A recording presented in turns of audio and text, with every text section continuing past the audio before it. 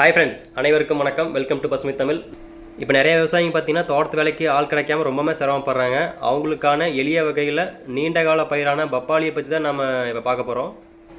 இப்போ பப்பாளி பார்த்தீங்கன்னா 2 to 3 வருஷம் பயிருங்க. அதனால் இதில் உங்களுக்கு ஆட்கள் தேவை கம்மியாக தான் இருக்கும். இப்போ பப்பாளி சாகுபடிக்கு பார்த்தீங்கன்னா கலராக இல்லாமல் செம்மண் பூமியாக இருந்துச்சுன்னா உங்களுக்கு அந்த பூமி பப்பாளி சாகுபடிக்கு ஏற்ற பூமிங்க.